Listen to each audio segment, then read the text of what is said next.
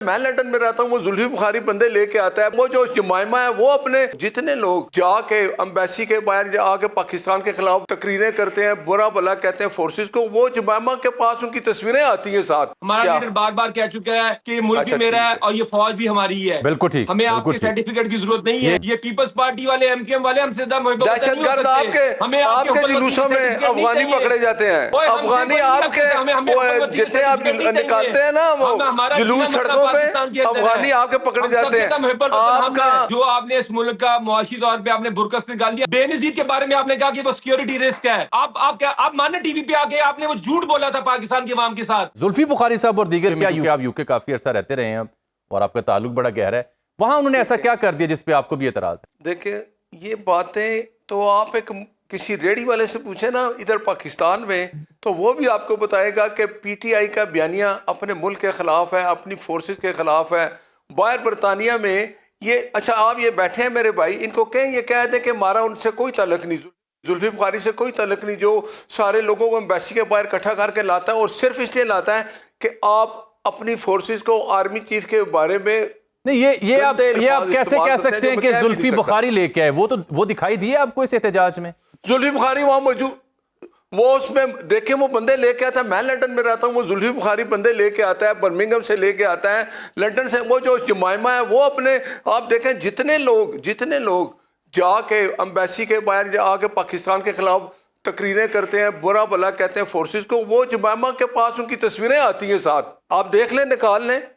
तो बात यह है कि ये जो पॉलिसी है इनकी, अपने मुल्क के खिलाफ कोई सियासी जमात आप मुझे बताएं जिसने बाहर मुजाहरा किया और अपनी फोर्सेस के खिलाफ बुरा भला कहा, उनको बुरा ऐसे अल्फाज के हों जो आप सोच नहीं सकते। हम अभी मेरे भाई अरुण साहब ने कहा कि आर्मी चीफ लंदन गए ना दौरे पे। जी जी। आप मुझे बताएं, इससे पहले आपको कोई तारीख मिलती है कि आर्मी चीफ गया और बिल्कुल गालियां दी हैं? इसकी बिल्कुल हिमायत नहीं की जा सकती। राना साहब ये आज ऑन कर दें। मैं आ जाता हूँ ना दोनों के सवाल। बात कह दें आज के हमारा कोई ताल्लुक नहीं। आप दोनों का नुक्ता एतराज आ गया। अब राना साहब को मौका देते हैं। राना साहब जी, आप इजहार लाताल्लुकी करें और साथ वो वजूहात भी बयान कर रहे हैं, जुल्फी साहब हूं या शहबाज गिल साहब। अभी ऐलान कर दें। जी राना साहब, आप इजहार लाताल्लुकी करते हैं इन लोगों से जिनका जिक्र रजा हारून साहब और अभी ऐलान कर दें, पता चले। देखें, ये जो नासिर भट्ट साहब हैं और ये जिस जमात से इनका ताल्लुक है, इस जमात पीपल्स पार्टी के, अभी ये रजा हारून साहब बातें कर रहे थे। 88 का इलेक्शन पूरी पाकिस्तान को पता है, बच्चे को पता है कि वो इलेक्शन किस अरेंजमेंट के साथ पीपल्स पार्टी और जवाब। और मेरी बात सुने नासिर भट्ट साहब, आप खामोशी से बात सुने बाप, मैंने आपकी बात पूरी सुनी है। आप एंकर हैं। आप ये आपकी असलियत है। अब आप जज्बाती हो गए ना, यही आपको हकीकत बताता हूँ, सुन लिया करे, हकीकत सुन ले। आप व्हाट्सएप मौका देना, व्हाट्सएप मौका दे मुझ पे देखें, वैसे एंकर भी जिम्मेदारी है ना। मैंने आपको मौका दिया। राना आतिफ साहब ने आपकी बात बड़ी तसल्ली से सुनी है। जी राना साहब, ये मैंने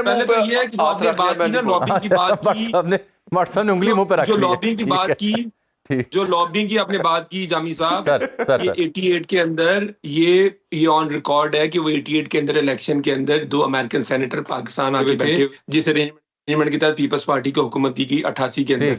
और वो जो इनफेमस NRO है जो जनरल मुशर्रफ के साथ पीपल्स पार्टी ने साइन किया था, वो अमेरिकन बैकिंग के साथ था। आप ये मुशाहिद हुसैन से लेके जिससे मर्जी आप पूछ लें कि वो जो NRO, तो जो हमें ये लेक्चर दे रहे हैं ना, ये जो अमेरिका का, तो ये हमें लेक्चर हमें ना दे, हमें सारा पता है कि कौन किस तरह किन औकात के अंदर कहाँ बैठ के कौन लॉबिंग करते रहे। ये लोग 10 साल 15 साल एग्जाइल में बैठ के ये जमातें, हमें पता है ये क्या करती रही हैं वहां पे, हमें सारा पता है उस चीज का। नंबर 1।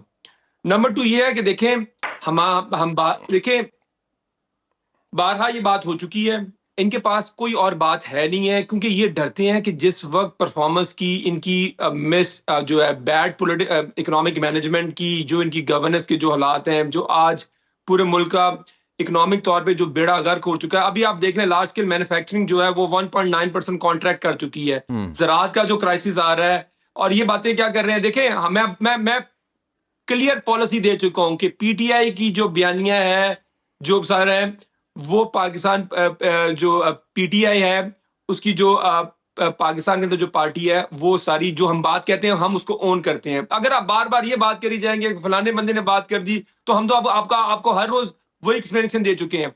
और इमरान खान साहब उसमें राणा साहब उसमें जो बारीक बात है ना, वो रजा साहब और भट्ट साहब की दोनों गुफ्तगू में थी। दो अहम किरदार, एक शहबाज गिल साहब और एक जुल्फी बुखारी साहब, उनकी जानिब उन्होंने इशारा किया और उनकी नोटिफिकेशन का जिक्र किया कि वो आपकी कमेटी का हिस्सा है।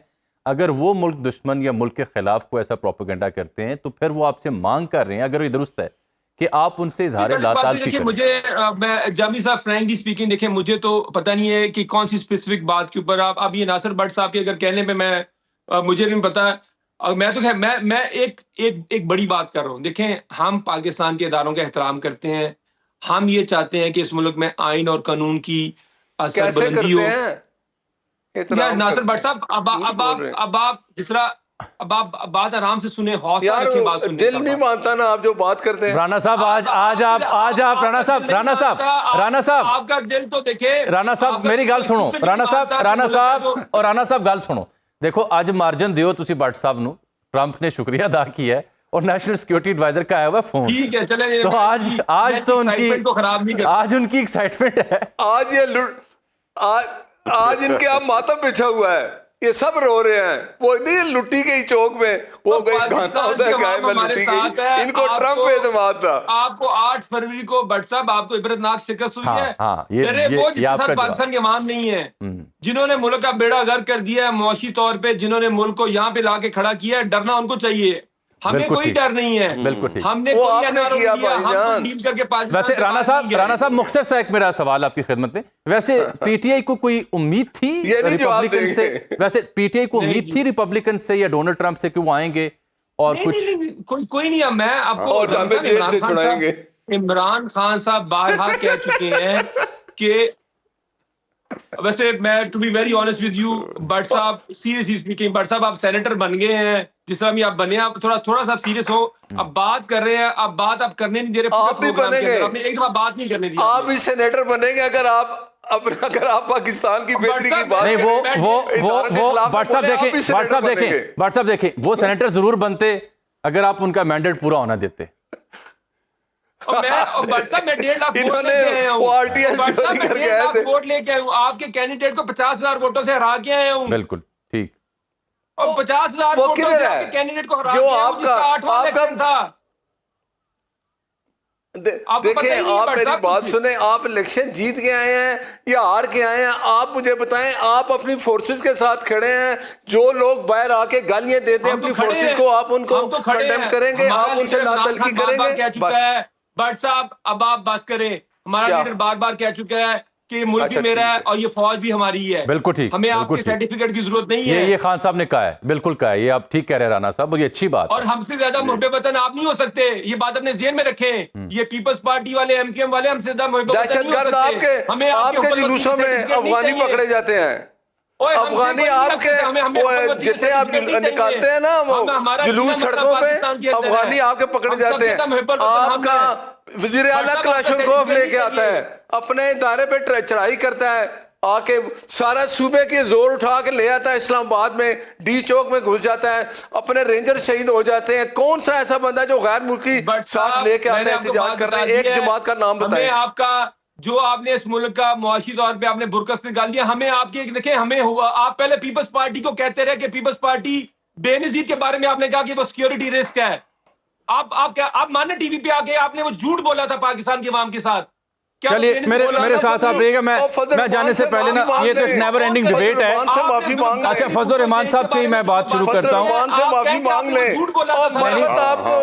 आईना दिखा मौलाना और पीटीआई के बीच भट्ट साहब मौलाना और पीटीआई के बीच कुर्बतें बढ़ रही हैं। केपीके में वापस कर दें उनको। मौलाना और पीटीआई के बीच कुर्बतें बढ़ रही हैं। आप ईद के बाद तैयारी करें, ईद के बाद बड़ी ग्रैंड अलायंस की अपोजिशन सामने आ रही है। पार्टी के नदीम अफजल चांद साहब ने कह दिया है कि हम तो इस हुकूमत का हिस्सा ही नहीं है, हम तो इसके हुकूमत का हिस्सा ही नहीं है। ये तो हुकूमत उन्होंने बड़ा गर्व कर दिया। चांद साहब ने बड़ा शिकवा किया। चांद साहब ने वाकई बड़ा शिकवा किया।